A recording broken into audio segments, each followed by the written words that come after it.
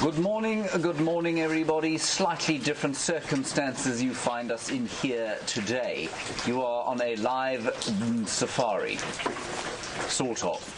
It's raining here in marvelous Africa, from the coast of Mozambique all the way to the west of the Drakensberg. There is a thick bank of cloud that is depositing Africa's richest blessing down on a parched land. My name is James Henry.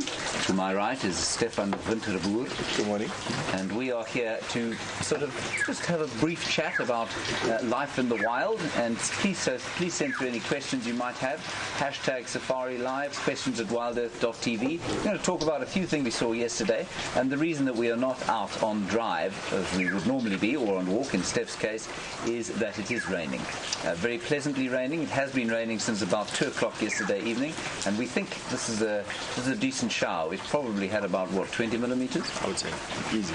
So 20 millimeters was just under an inch, which for here is pretty good, and I think this is going to result in a very nice flush of green grass. I have not in fact grown during the night. I'm standing on a log. That's why I look slightly taller than Steph. He is in fact much taller than me in real life. Now, we had a lovely question from Paddy that we'll both answer.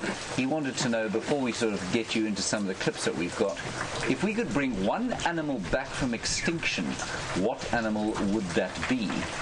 What would you... I mean, I must say my first thoughts always go to Jurassic Park and all these weird movies that you see on TV.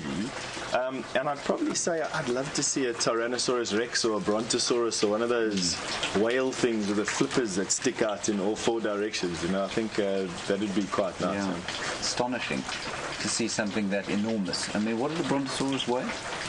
Not as much as a blue whale, funny. Oh. So blue whale's the heaviest thing that occurs in the universe, so far as we know. Really? So far, yeah.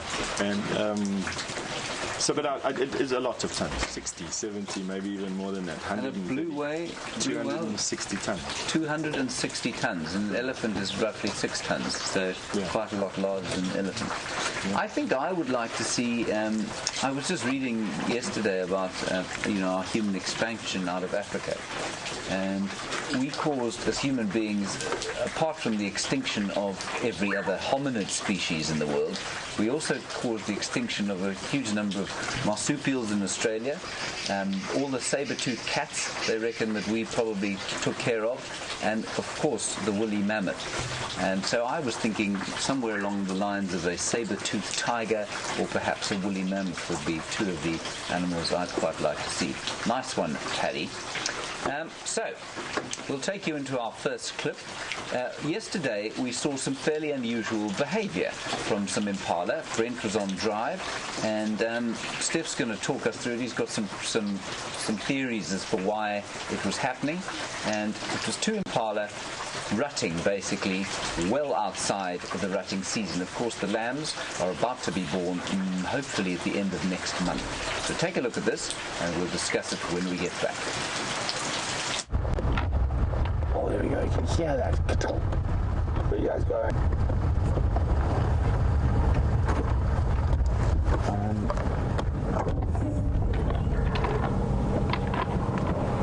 Yo! It's unusual to see them fighting this strongly this time of the year. Oh, almost looks like they got locked there for a second.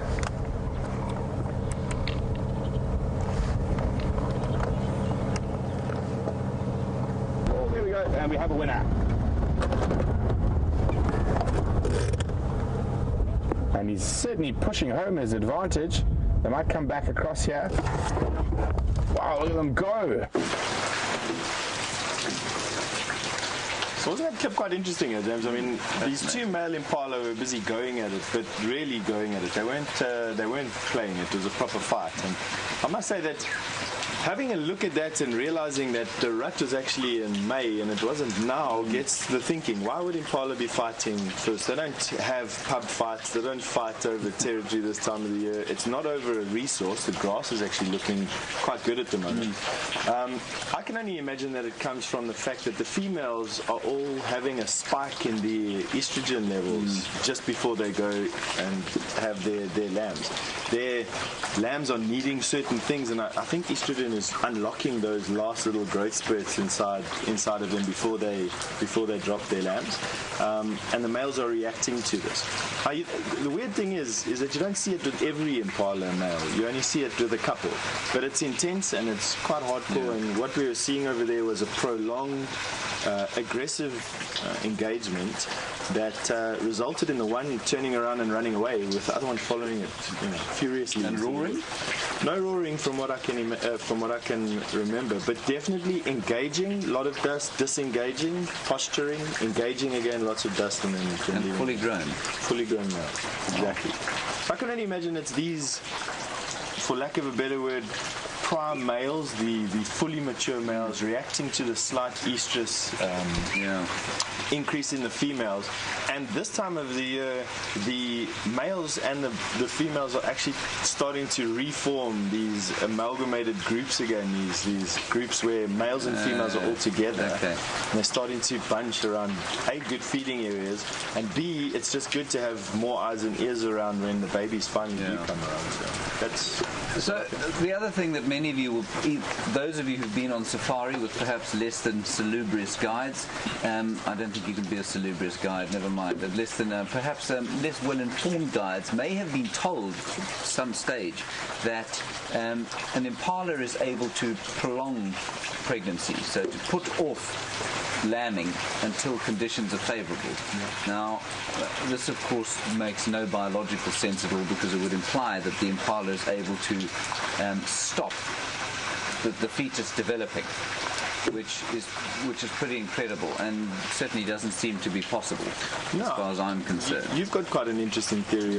Well, not theory, I mean it's an observation that's actually backed by some fact.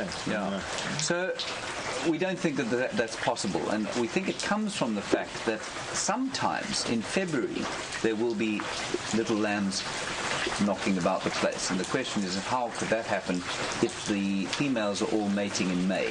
And the answer is that there's a very small and sort of it's common, it happens every year, but it's a very small proportion of females will mate during September, and they will have babies in February.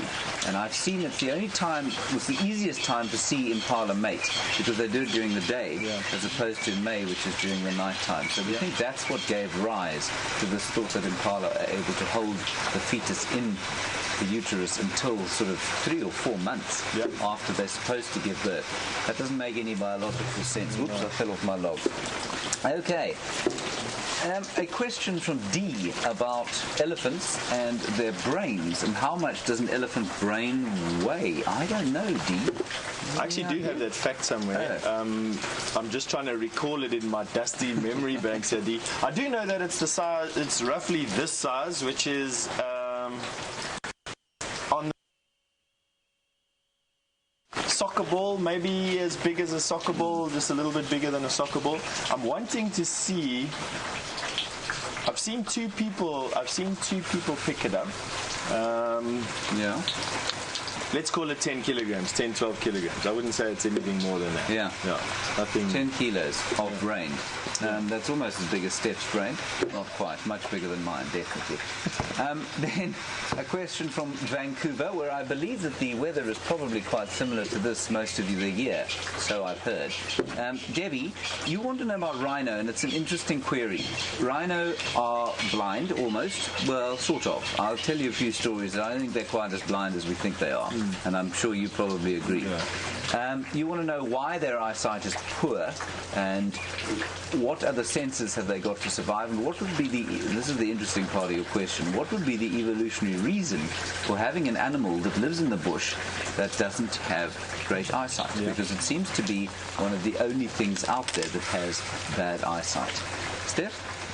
I'd like to split the discussion here between black rhino and white rhino, because I think there needs to be a discussion about both. And I'd also like to make the point at this particular stage that rhino, we think they look quite prehistoric because they've got this big horn on the front of their nose, and we're used to things with horns coming out of the Jurassic area or some other funny name. But rhino, from an evolutionary point of view, are actually quite new. The body structure that they have currently is actually quite a well-developed body structure. And the migration, we're talking about white rhino here, the migration of their ears to the top of their head that wide mouth that you see on the white rhino, the horn, the big body structure, the grey colour, and then the eyes, which have become not redundant, but they are situated on the side of the head and not on the front for binocular vision, are all signs that this animal is actually, it fits its environment quite well. So the grass that they eat, face in the grass, ears at the top of the grass, big horn for protection, grey colour for uniformity and for heat and everything else. So I would say that it's just from where they stay. White rhino eat grass. Grass is tall, face in the grass most of the day to feed this big body. It means that you don't really need eyes when you're as big as what you are and you have everything else going for you. So. I've done walks around the place, and of course when you're walking you're that much more careful and that much more aware of what's going on, and you try and be as silent as possible. And I've done a walk once. We were walking along a dam wall, and it was a big dam. Say, if you've seen Buffelshoek Dam, it was probably twice the size of Buffelshoek Dam, and there was a white rhino standing the other side of the dam, and we thought, this thing will never see us. We'll just walk across the top of the dam wall. There's obviously no danger. It's miles away from us. It can't hear us. It can't smell us. Wind was right. And we walked across the top of the dam wall, and there's absolutely no question. This thing looked up and it saw us. No question. Yeah. That said, I mean, you've probably had situations where you've been in the bush tracking, and you can... I remember an incident of a rhino probably 20 meters away. I was looking and I looked up, and there was this thing just kind of grazing along. And then it sensed, it heard me, and it looked up.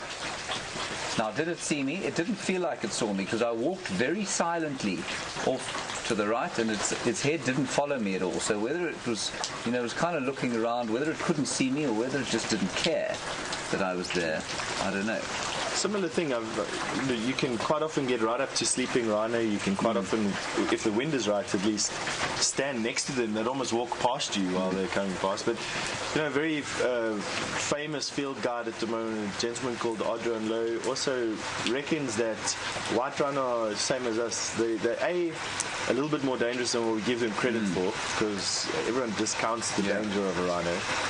And B, that their eyesight is also better than what we think it is. They just react better to movement, it seems, and contrast than actual seeing you in the bush. I think also, for us as human beings, our sight is such an important part of what we recognize threats. We don't use our nose to recognize a threat. We sort of use our ears. But if we're looking for a threat, it's through our eyes completely. Whereas for a lot of animals out here, they're using their other senses. Smell specifically, and you've all watched us, or a lot of you have watched us driving around in the vehicles. We stop next to a buffalo bull, and it looks up kind of and then sits down again, and the wind shifts and comes from behind you and blows into it, and suddenly this thing lifts its head up and looks at you like that. Yeah. And it's because they're assessing threats in a different way from us. So maybe rhino do see a bit better. And black rhino? Black rhino, I think their eyesight is definitely better than white rhino, and I think, for me at least, if you take the two parts, their habitats, even though the bush that black rhino inhabit is also quite thick and leafy generally, they definitely have a better visual sort of, how do I say, adaptation. They definitely see better than what white rhino do for me. But once again, thick bush, lots of leaves, lots of trees. They don't really need their eyesight as much as what would need a better eyesight. Giraffe, for instance. Yeah. Lion, perhaps. But yeah. Then, on to a different subject.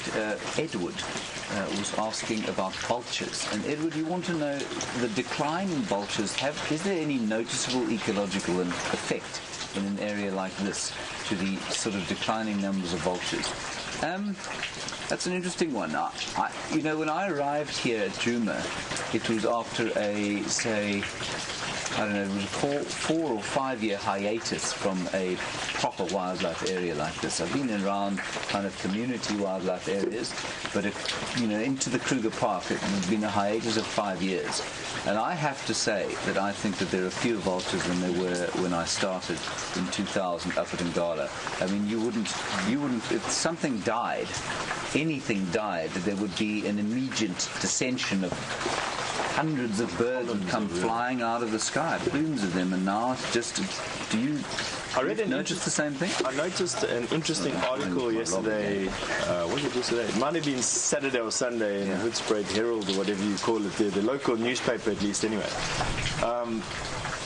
And they had found that the local communities here, there was an increase in the muti trade in vulture products. Now, muti is I suppose a colloquial name for bush medicine or bush cures, and quite often is very similar to how primitive medicine would be. It's attributed to certain facts. A better eyesight, for instance, you'd eat the vulture, part of a vulture, and you'd be able to see better, or deal with a cold better. I don't know what it is, but definitely people are poisoning donkeys. They're poisoning carcasses next to the road, waiting for the vultures to come, and then taking those products and selling it. Unfortunately, and I think that is it's a steady, but it's a definite. And I think the days of farmers poisoning carcasses are probably in the past. Tremendous number of poor people on the edges of the park. Up to, I've read 9 million. I know it's probably not quite that many, but it's at least 4 million people live on the borders of the western borders of the Kruger National Park. Most of them living in abject poverty, an unemployment rate of probably up to 60%. The government will tell you it's not that high. The government has no idea. 60% of the people not working. People are desperate. And unfortunately, vultures, unlike the mammals, here do not see fences and cannot be contained. So I think, is there a noticeable ecological effect in the bush yet? There probably is. I haven't seen anything particular that I could sort of name, but there must be an effect. Certainly that we had a buffalo carcass a little while back with the Birmingham boys killed a buffalo here. The hyenas came in and had a bit of a chomp at it, and then it would have been perfect for a whole lot of vultures. We saw maybe 3 or 4 white-backed vultures and maybe 2 hooded vultures. It will be having an effect. Vultures, in my opinion at least, eat more meat per year than all the other predators and scavengers put together. I think they have a massive effect on the environment. And I don't know what, the runoff of it would be more bacteria, more diseases, nutrients not spread over a very wide area, so you're getting concentrations of nutrients. So you're going to get impacts on certain communities of grass, I suppose. I think it's effects that we wouldn't necessarily see, obviously, but after a lengthy period, I think that we probably would. All right, let's move back on to the woolly mammoths, and an interesting sort of discussion going on. Barbara, Teresa, and Beast. I think Beast, you're in Texas. Barbara, I think you're in British Columbia, and Teresa, I'm afraid my small brain has forgotten where you are. Or we could just offer condolences for losing the rugby on Saturday. Well, quite, yes. If you're the same Beast. Yes, quite. Now, you were asking about woolly mammoths, and the crux of the discussion here is they have found or extracted DNA from a woolly mammoth found somewhere, I think in British Columbia, in Canada. And is it possible, or what do we think about the fact that scientists seem to be close to cloning a woolly mammoth? And I think they're going to, if they do it, they would use an elephant as a surrogate mother. What do we think about that? What do you think? I know they're trying to do it with that extinct zebra, the quagga in South Africa. I know there's been attempts to get dodos back on track and to use it as a mechanism to reverse extinction of a species that's already past that threshold, where there's just not enough. What do I think about them doing it for the woolly mammoth? I suppose I'd have to say that if they're using it as a base to save future generations of animals that are on the brink of extinction, for instance, some tigers or the cheetah, something that's alive today, I would have a problem with it. But to bring something back from the dead, purely because they just want to bring something back from the dead, I suppose that I have a little bit of an issue with. I think for me it would depend very much on why it went extinct. So was it an anthropogenic effect, or was it a dinosaur that was wiped out by a giant meteor that crashed into the world? For me, I think a mammoth is probably at both ends of the scale there. I mean, a mammoth, they probably went extinct because of us, but obviously there were huge climate factors involved in that as well. I think the world warmed up a great deal, and that probably contributed substantially to the extinction of mammoths. Yeah. But things like mastodons and that sort of thing, I think it's an interesting one because. So the dodo is completely our fault. Yep. The quagga is completely our fault through overhunting. I mean, and that's in the last 200 years. Yep. So if they could do that, I would say go for it if you can. But you see, the thing is, as soon as we start fiddling, where does it stop? Where does it stop? A, and B, what are the actual effects going to be? We as human beings are very good. I remember reading about there was a comment made, I think at the end of the 20s, when they discovered the atom. And one of the famous scientists said, we've reached the end of history, i.e. there's nothing else for us to learn. We now understand the way the universe works. From here, it's basically just filled. We'll be able to figure everything out, from sickness to medical conditions to weather patterns to everything. And we now know that we know far less than we thought we did, and every day we realize how much less we thought we knew, if that makes sense. And what's really important is that a biological system is a suite of variables that very few of us understand in its entirety. There was no weather predictor today. We still are unable to predict the weather effectively. We are totally unable to understand biological systems correctly. We don't understand the human body correctly. And there are doctors who will tell you they do, but there are so many different diseases that we're unable to cure, unable to understand. And you start putting woolly mammoths back into the wild, we don't know what they're going to do. We don't know what diseases they're going to bring with them. We don't know whether they'll be resistant to diseases, perhaps introduce diseases. We've got no idea. Yeah. And people who tell you that we do have an idea, I think are very scarily walking down the wrong road. Yeah. Then, totally different tack, of course. We were walking yesterday. I was, and Steph should have been walking this morning, and maybe will this afternoon. And Barbara, you want to know whether we prefer walking, or I think it was riding or driving. So, I mean, there are actually 3 or 4 different kinds of safari you can do. You can go on foot, you can go in a vehicle, you can go on a horse, and sometimes you can go on a canoe or a bicycle. What's your favourite? I suppose it would depend, and I don't always just like walking. And walking is it's nice. You get into the bush and it feels okay, but there are certain times you just don't want to walk. When the bush is very thick, it's not comfortable to walk. You get snagged up on everything, or when it's very hot or very cold or blustery. And drives are nice when you want to go and see a different place, or you want to cover a large area. I'm not a big fan of bicycle safaris, I must be honest with you. I don't mind riding bicycles. I did for many years, but it's not my favorite form of getting around in the bush. Risky. It is. Although in some areas. Yeah. Evidence suggests that it isn't, but it's not for me. Yeah. Canoes. Once again, I've been terrified on canoes by hippo and crocodile and elephant, funnily enough. And although it's nice and it gets done, and I appreciate what people are doing for the safari industry with canoes, it's not for me. Yeah. And you? What do you enjoy? For me, I mean, I enjoy walking. Like yesterday evening, Andrew and I were walking around. It was a gentle kind of stroll through the bush. We weren't tracking anything. We were just looking and being careful and listening and just enjoying being on foot. And for me, I think it does depend on the time. I've done a horseback safari. What did you think of that? I think it's fun. I do think that with predators, though, it's you need to be in an area where you really can't see a decent distance. I think to do it in thick bush is probably a little dangerous, because there's no question that a lion on foot.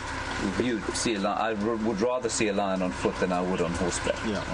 You don't know how the horse is going to react, A, and B, you don't know how the lion's going to react to the horse. And elephants? Elephants I saw, and elephant were fascinated. And I think, as long as if you're in a safe area, I'm pretty comfortable that you can outrun an elephant on a horse. I think the elephant would give up pretty quickly. And being on an elephant? For an elephant-backed safari? I'm not convinced that that's... I'm not convinced that I agree with you. we're not. I enjoy walking with elephants. There's a couple of places in Africa where you can be part of the herd and walk with semi-tame elephants. That for me was fascinating.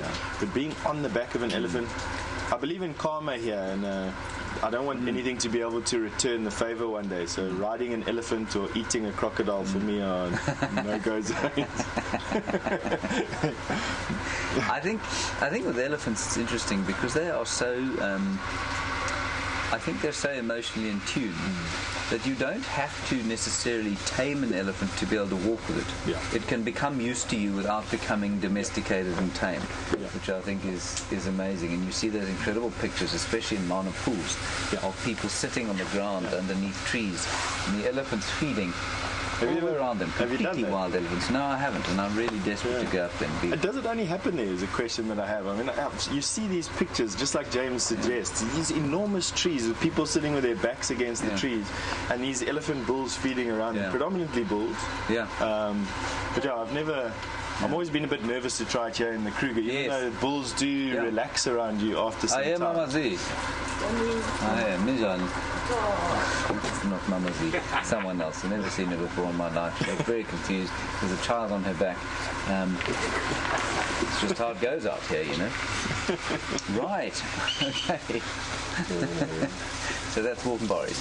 And I think driving is great. If you want high action, high sort of energy stuff, obviously a wild dog hunt with Brent Leo Smith is maximum energy, sort of Red Bull extreme sport.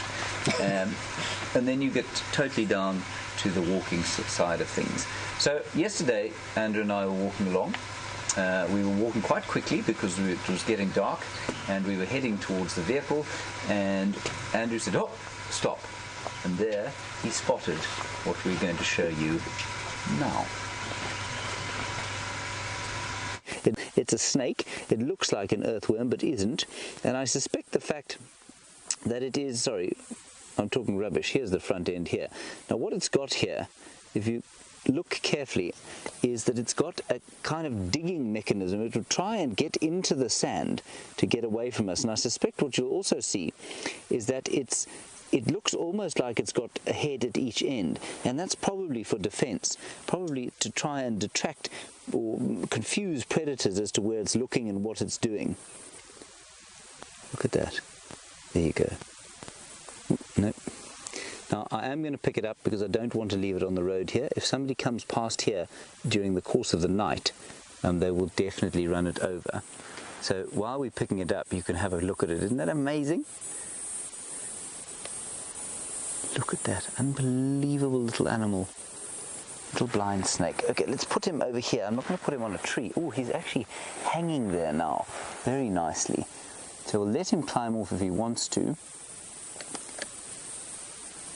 Just astonishing. Look at the incredible musculature, how that skeleton must be moving. Inside this tiny little body is a backbone.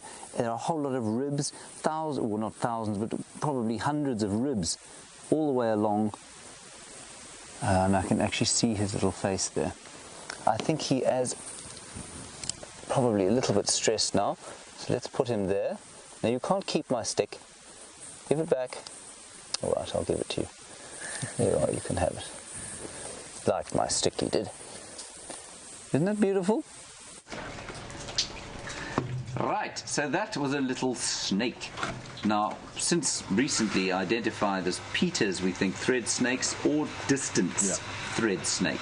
One of the two, an interesting snake, and one of the things that I don't know if that part of it was included, but I said that snakes sometimes sham death, and one of the diagnostic features of the Peters blind snake is the fact that it does appear to sham death.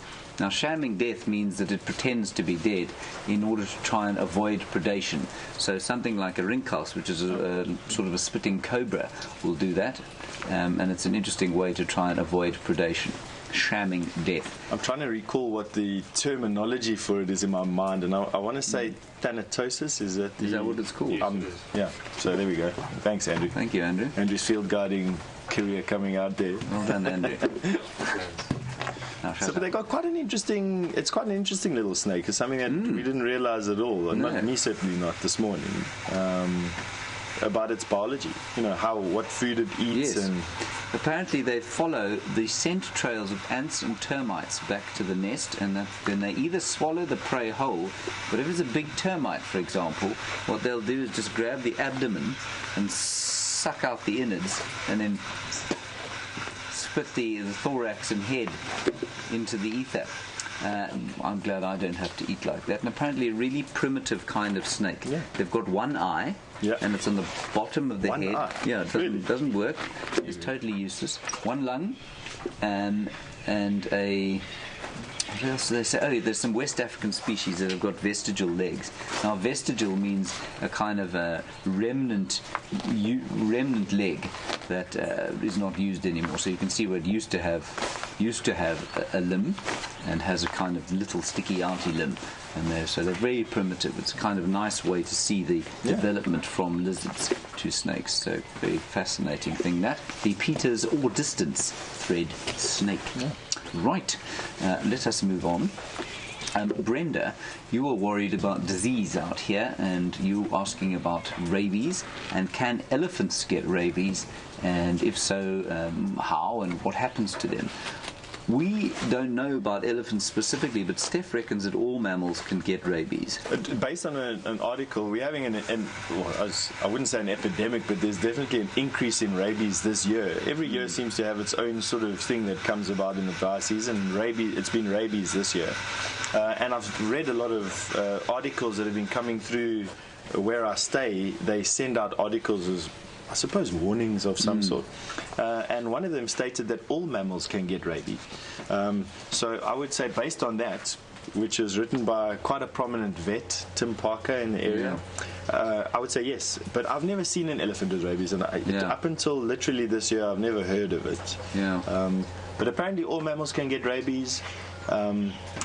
Things like kudu and impala, bushbuck, that would generally be quite afraid of people, their symptoms are coming right up to you, excessive salivating, and being attracted to salt licks, which is where they transfer the disease through their saliva. Things obviously that are more dramatic would be wild dog and leopard. They get super aggressive rather than super docile.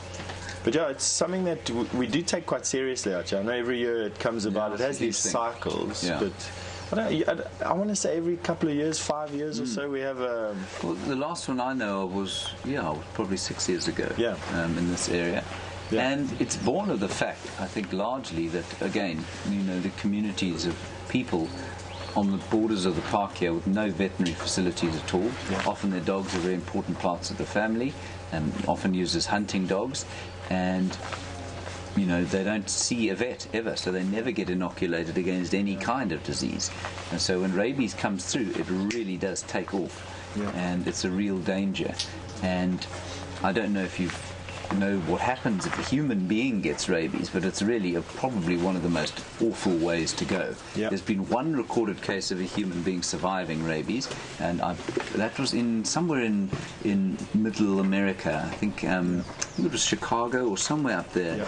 And she was put on life support, and they managed to, I think they actually froze her down, if I'm not mistaken. Chilled her right down. Waited for the course of the virus to run through, keeping her core body temperature down, or at least her brain temperature down, and then pulled her out of it. But apparently not quite the same. I mean, it does ravage the brain. That's what it does to you. And so not a nice thing for people to get. We get relatively few cases of people getting it here, which is merciful. Amazing. And again, so people probably get a bit panicked about the fact that you probably get panicked about the fact that if you come out here and there are rabid leopards knocking about the place and rabid lions, you're likely to be mauled at every occasion. It's not the case. While there is something of an epidemic going on, it doesn't mean that every animal in the park is getting the thing. And certainly it acts so fast on an animal that the chances of you actually seeing and coming into contact with an animal that has it and it then affecting you are so negligible that they're really not anything to worry about. I think the major stress comes about is once you've been infected, there's no cure for it. So I think that's it's like shark attacks. You know, when you get bitten by a shark, there's no sort of turning back, and it creates this unrealistic fear that you have of this thing. Whereas it's actually been part of the natural environment here for probably thousands of years, and we still have lots of animals. We're still able to live in the bush, and we're still able to interact with these animals on such an intimate level. It's definitely not, something that you need to worry yourself too bad. No, definitely not. Right, so the rain is actually sort of letting up a bit. I think that's just a brief hiatus before another cloud kind of blows through. And an interesting question, how much rain will it take to fill the Djuma waterhole? Now, I think that comes from Nancy. Nancy, it will take, I think, probably about 6 times what we've had today, right? Significant runoff. Yeah. Really proper runoff. And normally that comes from a storm rather than this very nice soaking stuff that we've had. This is great rain because it doesn't result in any kind of wash-off or erosion. It sinks gently into the ground. The grasses go, and start to sprout almost immediately. So I think we're going to need some pretty big storms. I think we're looking at probably end of November before we're going to get this significant runoff that is going to fill these dams up. Buffelshoek Dam is looking pretty it's dry quite fast. Cream surgery, yes, that's a good way of putting it. And then the predators, of course, they don't really like the rain in some ways. You see lions sitting in the rain, and it's not a very pleasant thing for them at all. And Angie and Terry, you want to know, do they change their strategy for hunting at all? I'm going to say no, I don't think they do. The strategy is the same. They probably would hunt a bit more on a day like this than they would on a bright sunny day. Of course, for the prey, the rain kind of dulls the smell down. It makes it difficult for them to hear what's coming. So they will probably try and they either hang out in the clearings or they go into very thick bush where they can try and hide away from things and stay a bit warmer. But I don't think that the strategy would change at all. It would be the same kind of... I do see, you sometimes see them pick up their movements, and I don't think it's because they're hunting. They'll be opportunistic at anything that comes along. I think it's more to re-establish territorial boundaries that get washed off of leaves and washed off of branches. You see leopard will very often walk up to branches and lift their tail and spurt some urine onto a branch. That gets washed off. And lions would rub their faces into the bushes. So I think in hard rain they won't move around at all, I mean, as we've seen, but definitely after rain like now and between rain bouts they will move around, in particular on territorial boundaries. That's what I would say they do. An interesting one there, of course, is the lions that we've had recently, and we've had so many different prides in a territory that isn't traditionally theirs. And I think that was quite a coincidence that we had a little bit of rain. The Ngahuma pride has been running away from the Birmingham boys, and after that rain, it didn't smell like lion here anymore, and I think that probably contributed to the fact that other prides felt comfortable coming into this area. So that's quite interesting. D, on the subject of rain or lack thereof, you want to know what African animal can go the longest without drinking, and where does it live, etc. D, there are quite a few animals out here that are not dependent on water. I think some of the Namibian antelope, for example, like a dik, probably doesn't ever have to drink. They can probably get all of the water required from the kind of concentrated foods that they find. They have incredibly sophisticated kidneys that are able to extract as much water as possible, and very concentrated urine, so much more efficient than ours, for example. Steenbok? What can you? Steenbok also? Steenbok don't need the humble Steenbok. From the overlooked Steenbok. Definitely they don't need to drink. The one that we all discount immediately would be the African common donkey. They don't need to drink. So, that's something that we find outside of here. They're one of the most hardy animals that exist here. Most of your predators don't need to drink. Lion don't need to drink. Leopard don't need to drink. No. So there's a lot of them actually. So if you go into an area like the Kalahari or into Namibia, where you get some of the same animals that you get here, and the animals here that will drink habitually, same species up there will just not drink. Yeah. Leopard's another, it's a really nice one and really interesting one, where leopard will drink here after a kill, and they will drink a lot, but they don't have to.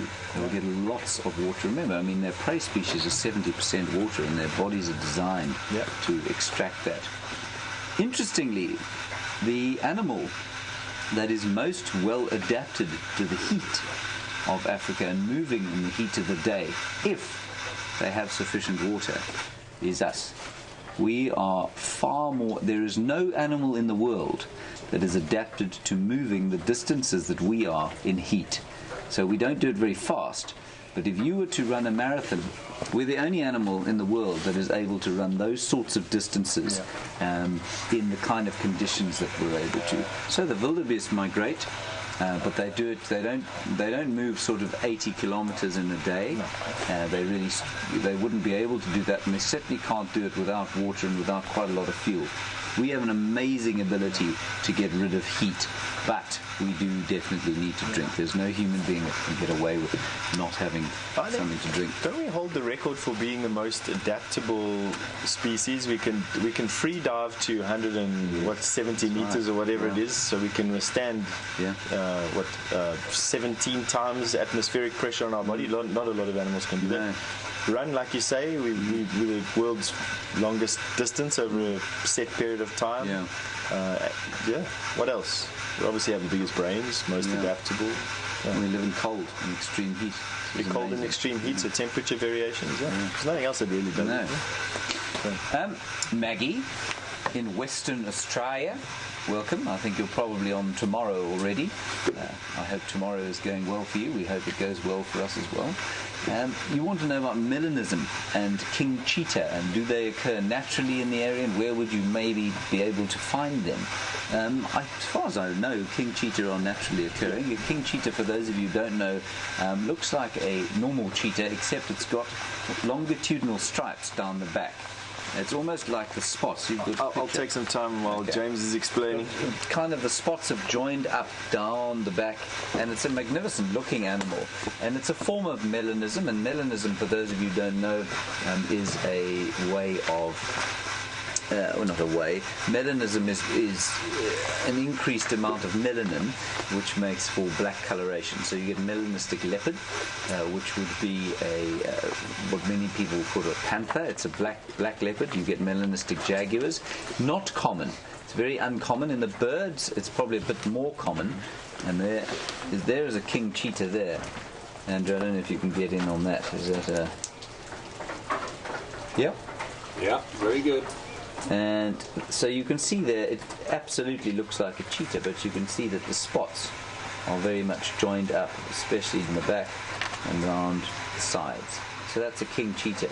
And Maggie, they do absolutely occur naturally, and there's no need for them to be specially bred anywhere. And I guess the thing is that people then, once they are found in the wild, often some people will extract them and then try and breed them for, I don't know, exotic animal parks, and of course for the minority of people in the world who would like to go and shoot something exotic like that, which is a great sadness. So melanism is probably less common than we think it is, because a lot of the melanistic animals that we see are bred in captivity, but it's certainly not a common thing at all. There's rumours that there's melanistic leopard all over the place, and from the outskirts of Pretoria, as far as I know, to all the way into here. But I've never seen one. I've never seen a photograph of one. Obviously, as you get panthers. I've seen pictures of them. The Pretoria Zoo had a black leopard at a time. That's right. Yeah, I remember as a kid. And there's supposed to be one around Lydenburg. Supposed to be one around Lydenburg, but they've had a project going there for how many years? Yeah, a couple of years now, almost a decade or so. Haven't managed to find it just yet. But, and Gilly in Wisconsin, not Milwaukee at all.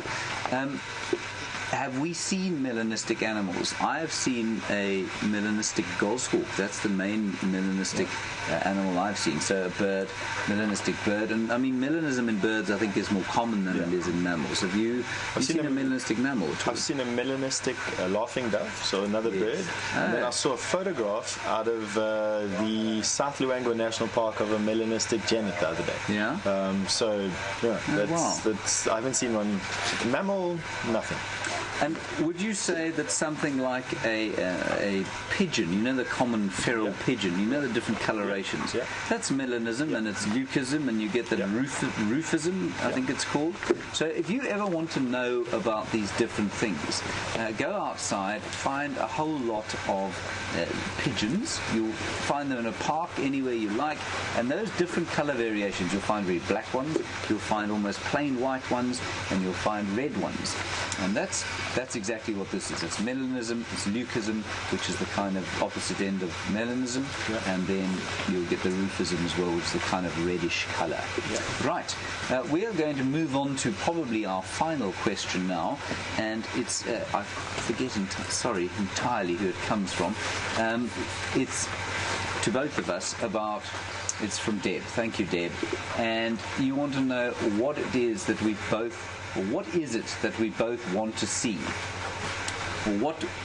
Sorry, there's a lot going on in my ear at the moment. What are the animals that we most want to see, or what are the animals that we've been most surprised by seeing out here? Steph? I want to see honey badger all the time. I quite enjoy them. They're very active, and they're always doing something, and they always look like they're getting up to mischief. And what have I been most surprised to see out here? Probably a cow. I've seen a cow in the Sabi Sands, just a normal domestic cow, and the story that surrounded this cow was insane. So there was a story of one of the chiefs in Mozambique who wanted to get to Huntington Village, which is a village lying on the opposite end of the Kruger National Park, and decided that he'll strap up his cow and ride it across the Kruger National Park. He made it and then sent his cow home, and we caught the cow on the return leg, trotting down the main road that joins Satara to Nwaneti. And that would have been surprising. That was very surprising. Yes. Okay, so Rebecca in Santa Barbara, you want to know what the most surprising event of our sort of safari lives is? That's pretty good. In terms of animals that I've been most surprised to see, or that I would most like to see out here, I don't know. I think we've seen pretty much the suite of species that can be around here. I'm always fascinated by seeing interesting snakes in this area, and I also, I mean, you see them often, but to see wild dogs is just the most wonderful thing for me. I think, and for me, the most surprising thing when I moved out here, what was the most surprising thing or most enjoyable thing for me being on safari, Rebecca? I think it was my first experience of seeing animals on foot alone. Having that experience of being unarmed, alone, and being that kind of real touch with the wilderness, where it's you and it's the wilderness, and if you make a mistake, you're going to get into trouble. And that is apart from being an interesting experience, it was a really kind of touching experience, because it really connected you suddenly. Boom, I felt connected and plugged in suddenly to the wild, and that was the experience that had. Do you have a bucket list of animals that you'd like to see here? I don't think I do. Well, I mean, there are lots of animals I'd like to see. I'd love to see tigers in the wild. I'd love to see a king cheetah. I'd love to go and see chimpanzees and gorillas. I think that those would certainly be well on my African bucket list of animals to see. It's amazing how even after all these years of guiding, we still have so much stuff that we haven't seen, and that's just individual species, not even the behavior of species, which is a lifetime of wanting to see. And okapi. And okapi, yes, in the wild. Yes, exactly. No, I don't know. Out here in the Kruger National Park, I'd probably say there's a couple of the mongoose species I haven't seen, like Salu or Mellor's mongoose I haven't seen. I haven't seen a water mongoose. I'd like to see one of those.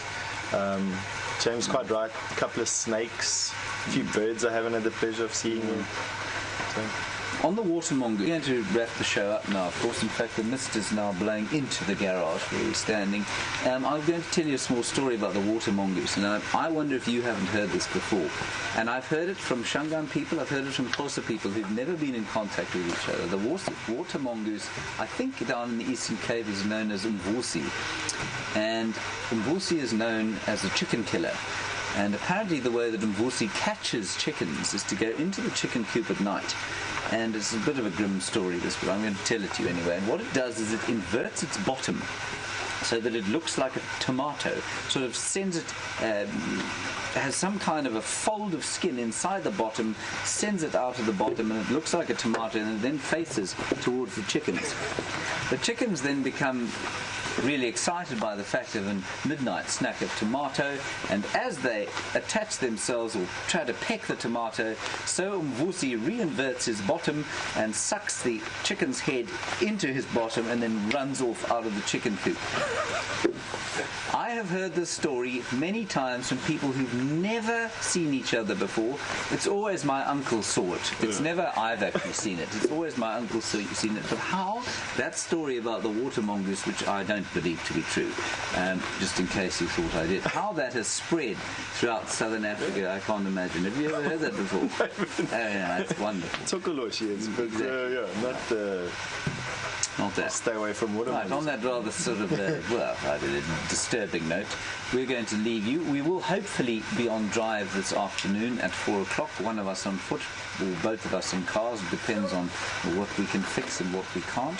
Thank you for your questions. It's always much easier standing here staring at the camera while we have something to talk about from you, as opposed to just making things up as we go along. So thanks very much for that, and we'll see you a little bit later. Absolutely.